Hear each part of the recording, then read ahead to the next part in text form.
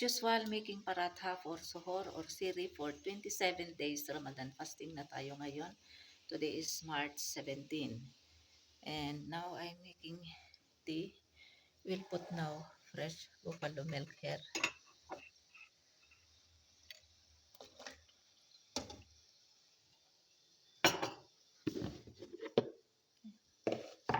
I make already one paratha and this extra last night, reta. And this one chicken plow last night and chicken clay or chicken curry. But I will not eat this one. This one I will eat because I will cook before. I cooked yesterday mixed vegetables, chicken biryani. So I will make hot only little here.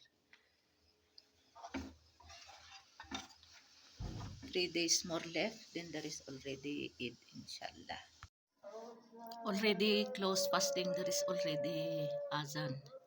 Time check is 4:49 a.m. and will be open inshallah 6:15 p.m. So already azan and already finished siren. This is my recipe for today for 27 days Ramadan fasting. This is they call it here mash dal. So first I boil this one here. Then I will saute garlic, onions, tomatoes. Then I put this masala, turmeric powder, chili powder, salt. This is dried beans.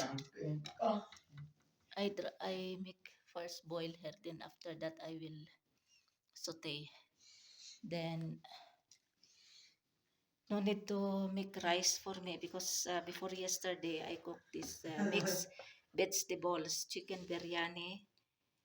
And last night I cooked this chicken plow. Ayan, still too much extra.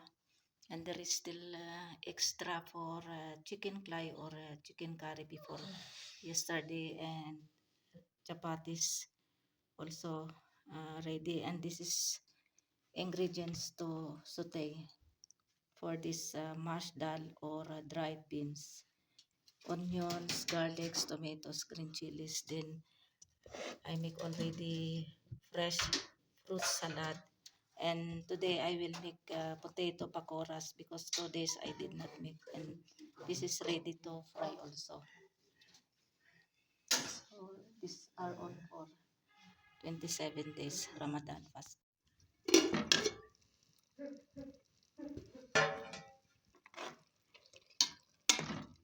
This is already cooked because my husband is the one who cooked this one. Just I prepare slice garlic, onions, tomatoes, and then I boil this mashed dal or dried beans. Then he's the one who saute garlic, onions, tomatoes, and put masala.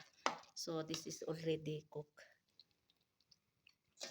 And now I will put toppings. Coriander leaves, organic. Yan.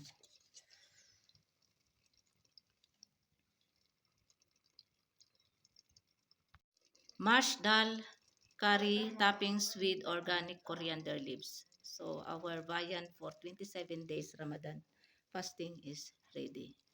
Pakoras is ready and this is a sharbot with chia seeds or tokmalanga seeds. And this is chutney as an appetizer. And you can, if you are eating this pakora, then you can eat with this chutney. And dates. Then I make sweets also. This one. This is common sweets here. And I use this kind of sweets. And I mix also this vermicelli. Konti lang yung nilagay ko. Yung 1 packet nito ay hinati ko. Yan, may kalahati pa. So I will cook next time. Kasi marami na ito. May fruit chat din. Done our iftari and dinner, alhamdulillah. Pero may natirang chapati. Kasi si Fahad at saka si Fatma, kinain nila yung chicken plow. Kaya ayan, ubos na. Meron ding natira pa na chicken curry or chicken clay. Yan. konti na lang. Tapos ito yung niloto ko ngayon, yung mash dal o kaya dried beans. Tapos meron pa akong natira na isang plate yata ito. Pang ano ko bukas, pang suhor o kaya siri for 28 days Ramadan fasting. So ito marami pang pakuras. Yung juice, ubos na, tapos yung fruit chat at saka yung care mix na ano na sweets. So alhamdulillah, tapos na ang 27 days Ramadan fasting, alhamdulillah. Sa Saudi yata o kaya sa Dubai, sa Pilipinas, kasi advance yata sila doon ng 1 day. So after tomorrow yata ang ano ang Eid doon. So bali bukas na lang ang ano ang last na Ramadan. Pero dito inshallah sa 19 ang ano ang Eid. Inshallah.